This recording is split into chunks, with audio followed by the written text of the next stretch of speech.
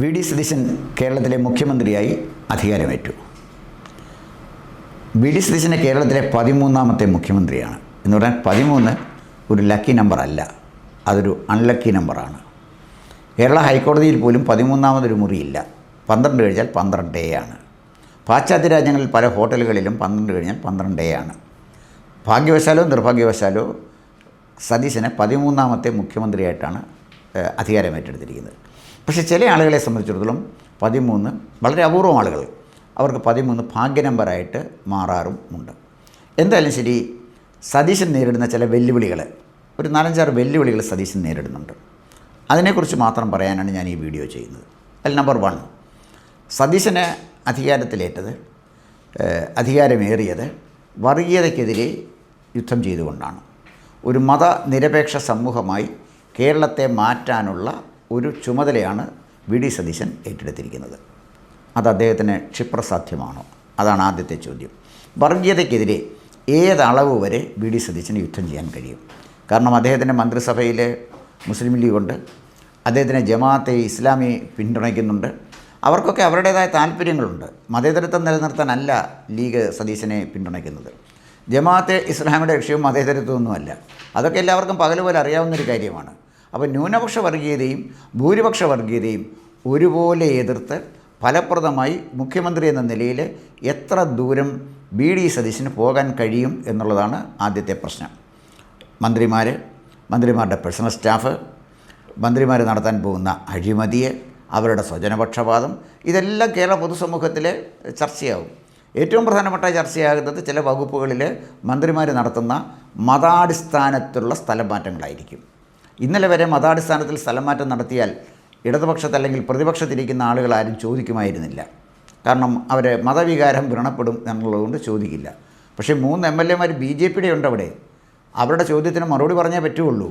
അപ്പോൾ മതാടിസ്ഥാനത്തിൽ സ്ഥലം മാറ്റം നടത്തി ഈ അത്യാവശ്യം പണം ഉണ്ടാക്കാം എന്ന് വിചാരിച്ചാൽ അതിന് നിയമസഭയിൽ മറുപടി പറയേണ്ടി വരും. KM ഷാജി പറഞ്ഞതുപോലെ കഴിഞ്ഞ 10 വർഷത്തെ അല്ലെങ്കിൽ 9.5 വർഷത്തെ നഷ്ടം, സമുദായത്തിനുണ്ടായ നഷ്ടം നികത്താൻ വരാൻ പോകുന്ന 5 വർഷം ഉപയോഗിക്കാൻ പോയാലും നിയമസഭ പ്രക്ഷുബ്ധമായിരിക്കും എന്ന വസ്തുതയും വി ഡി സതീശൻ മനസ്സിലാക്കിയിരിക്കുന്നത് നന്നായിരിക്കും. എന്തായാലും ശരി, അതാണ് ആദ്യത്തെ വെല്ലുവിളി. വർഗീയതയ്ക്കെതിരെ വി ഡി സതീശൻ നടത്തുന്ന യുദ്ധപ്രഖ്യാപനം എത്രമാത്രം യാഥാർത്ഥ്യമാകും എന്നുള്ളതാണ് നമ്പർ 1. ഇനി നമ്പർ 2, വി ഡി സതീശനും രമേശ് ചെന്നിത്തലയും അതുപോലെ തന്നെ രാഹുൽ ഗാന്ധിയും അടക്കം കേരളത്തിലെ ജനങ്ങളുടെ മുന്നിൽ ഒരു വലിയ പ്രകടന പത്രിക വെച്ചിട്ടുണ്ട്. അത് മറക്കാൻ കഴിയുമോ? പുത്തരിക്കണ്ടം മൈതാനത്ത് വെച്ച് ഉത്സവ ആഘോഷത്തോടുകൂടിയാണ് ഈ പ്രകടന പത്രിക പ്രഖ്യാപിച്ചത്. അതിലേറ്റവും പ്രധാനപ്പെട്ട കാര്യം ഏതാണ്ട് 60 ലക്ഷം ആളുകൾക്ക് ക്ഷേമ പെൻഷൻ പ്രതിമാസം 3000 രൂപയായി വർദ്ധിപ്പിക്കും എന്നുള്ളതാണ്. അങ്ങനെ 3000 രൂപയായിട്ട് ഈ ക്ഷേമ പെൻഷൻ വർദ്ധിപ്പിച്ച് കൊടുക്കണമെങ്കിൽ പ്രതിമാസം 7000 കോടി രൂപയുടെ ചിലവാണ് ഖജനാവിനുണ്ടാകുന്നത്. കൊടുക്കാൻ കഴിയുമോ? 2, വിദ്യാർത്ഥികൾക്ക് സ്റ്റൈഫൻഡ് കൊടുക്കുമെന്ന് പറഞ്ഞു. പെൺകുട്ടികൾക്ക് നമ്മുടെ കോളേജുകളിൽ ഒക്കെ ആയിട്ട് പഠിക്കുന്ന ഏതാണ്ട് 6 ലക്ഷത്തോളം വിദ്യാർത്ഥികളുണ്ട്. അത് കോളേജിലും സ്കൂളിലും ഒക്കെ ആയിട്ട്. ഇനി എങ്ങനെയാണ് അവർ തീരുമാനിക്കുന്നത് അറിഞ്ഞുകൂടാ. ഈ 6 ലക്ഷം വിദ്യാർത്ഥികൾക്ക് പ്രതിമാസം 1000 രൂപ വെച്ച് സ്റ്റൈഫൻഡ് കൊടുക്കണമെങ്കിൽ 700 കോടി രൂപ വേണം. ഇനിയും KSRTCയിൽ സൗജന്യമായി യാത്ര ചെയ്യാം എന്ന് സ്വപ്നം കണ്ടിരിക്കുന്നതിൽ വലിയൊരു വിഭാഗം ആളുകൾ സർക്കാർ ഉദ്യോഗസ്ഥകളും അതുപോലെ തന്നെ തൊഴിലാളി സ്ത്രീകളും ഒക്കെയാണ്. അവർ നിത്യേന യാത്ര ചെയ്യുന്ന ആളുകളാണ്. നമ്മുടെ KSRTCയിലെ യാത്രക്കാരിലെ അവസാനത്തെ കണക്ക് വരുമ്പോൾ 52% സ്ത്രീകളാണ്. അപ്പോൾ 52% സ്ത്രീകൾ യാത്ര ചെയ്യുന്ന KSRTCയിലെ സ്ത്രീകൾക്ക് സൗജന്യ യാത്ര ചെയ്യാൻ മാത്രം കൊടുക്കേണ്ടി വരുന്നത് 600 കോടി രൂപയാണ്. അങ്ങനെ ഒരു സാധാരണ കണക്കനുസരിച്ച് നോക്കിയാൽ 11,000 കോടിക്കും 12,000 കോടിക്കും ഇടയ്ക്കുള്ള ചിലവാണ് ഒരു മാസം പ്രകടന പത്രികയിലെ വാഗ്ദാനം നടപ്പിലാക്കാൻ വേണ്ടി മാത്രം പുതിയ ഗവൺമെൻറ്റിന് ചിലവഴിക്കേണ്ടി വരുന്നത്. ഇതൊരു നിസ്സാര തുകയാണ്. ഇതിനിടയിലുണ്ടാകുന്ന ചിലവുകളുണ്ട്. സർക്കാർ ഉദ്യോഗസ്ഥന്മാരുടെ DA അടക്കമുള്ള കാര്യങ്ങൾ ഇടയ്ക്കിടയ്ക്ക് സർക്കാർ കൊടുത്തുകൊണ്ടിരിക്കേണ്ട കാര്യങ്ങൾ, അതൊക്കെ അവരുടെ നിയമപരമായ അവകാശമാണ്. അത് വേണ്ടെന്ന് വയ്ക്കാൻ പറ്റില്ല എന്നുള്ളതാണ് യാഥാർത്ഥ്യം. ഇവിടെ ഏതൊക്കെ രംഗത്തെ ചെലവ് ചുരുക്കാൻ വി ഡി സതീശന് കഴിയും എന്നുള്ളതാണ് പ്രധാനപ്പെട്ട കാര്യം. നികത്താൻ കഴിയുന്ന നികുതി മുഴുവൻ ചുമത്തി കഴിഞ്ഞു. കൊടുക്കാവുന്ന ബാറുകളെല്ലാം കൊടുത്തു കഴിഞ്ഞു. അർദ്ധരാത്രിക്കും പാതിരാത്രിക്കും വെളുപ്പാങ്കാലത്തും ഒക്കെ തുറന്നു വെച്ചേക്കാനും അനുവാദം കൊടുത്തു. അതിൻ്റെയൊക്കെ പ്രയോജനം നേടിക്കൊണ്ടാണ് ഇടതുപക്ഷ ഗവൺമെൻറ് അധികാരം വിട്ട് ഒഴിഞ്ഞത്. സതീശൻ നേരിടുന്ന വലിയൊരു വെല്ലുവിളി അതുതന്നെയായിരിക്കും. പൂച്ച പെറ്റ് കിടക്കുന്ന ഖജനാവ് എങ്ങനെ നിറയ്ക്കാം എന്നുള്ളത് വലിയ പ്രധാനപ്പെട്ട ഒരു വിഷയമായിട്ടാണ് എനിക്ക് തോന്നുന്നത്. ഇനി രണ്ടാമത് പ്രധാനപ്പെട്ട ഒരു കാര്യം, സതീശനെ സംബന്ധിച്ചിടത്തോളം നേരിടേണ്ടി വരുന്ന ഒരു കാര്യം, LDFിലെ മന്ത്രിമാർ നടത്തിയ അഴിമതികളാണ്. അതൊക്കെ ഇവരൊക്കെ തന്നെ പറഞ്ഞ വിഷയങ്ങളാണ്. കഴിഞ്ഞ ദിവസം B. അശോക് പറഞ്ഞ ഒരു കാര്യമുണ്ട്, വളരെ കൗതുകകരമായിട്ട് എനിക്ക് തോന്നി. മുഖ്യമന്ത്രിയുടെ വളർത്തു മൃഗങ്ങളെക്കുറിച്ച്. അപ്പോൾ മുഖ്യമന്ത്രി ചില ഉദ്യോഗസ്ഥന്മാരെ വളർത്തു മൃഗങ്ങളായിട്ട് നമ്മുടെ സെക്രട്ടേറിയറ്റിൽ കെട്ടി നിർത്തിയിട്ടുണ്ടായിരുന്നു. അദ്ദേഹത്തിൻ്റെ വീട്ടിൽ ക്ലിഫ് ഹൗസിൽ നല്ല ഒരു പശുത്തൊഴുത്ത് നിർമ്മിച്ചു. 45-50 ലക്ഷം രൂപയായി പശുത്തൊഴുത്തിന്. അതിനകത്ത് വെച്ചൂർ പശുവുണ്ട്, സിദ്ധി പശുവുണ്ട്, അങ്ങനെ പല പശുക്കളുമുണ്ട്. അപ്പം ഇതുപോലെ സെക്രട്ടേറിയറ്റിലും ചില പശുക്കളെ അദ്ദേഹം നിർത്തിയിട്ടുണ്ട്. ഈ മൃഗങ്ങൾ നടത്തിയ അഴിമതി വേറെ ഒരു ഭാഗമാണ്. ഇപ്പോഴും അതിലൊരു പ്രധാന മൃഗം സെക്രട്ടേറിയറ്റിൽ തന്നെ തുടരുന്നുമുണ്ട്. അപ്പോൾ ആ പ്രധാന മൃഗം ചില ഉദ്യോഗസ്ഥന്മാർക്കെതിരെ യുദ്ധം ചെയ്തുകൊണ്ടിരിക്കുകയാണ്. ആ പ്രധാന മൃഗം ചെയ്ത അഴിമതി അന്വേഷിക്കാൻ കഴിയുമോ? അതൊക്കെ അവിടെ ഇരിക്കട്ടെ. B. അശോക് ചൂണ്ടിക്കാണിച്ച വളർത്തുമൃഗങ്ങളിൽ മുഖ്യ വളർത്തുമൃഗം KM എബ്രഹാം ആണെന്നാണ് B. അശോക് പറയുന്നത്. എൻ്റെ അഭിപ്രായമല്ല, B. അശോകിൻ്റെ അഭിമുഖത്തിൽ അദ്ദേഹം പറഞ്ഞ കാര്യമാണ് ഞാനീ പറയുന്നത്.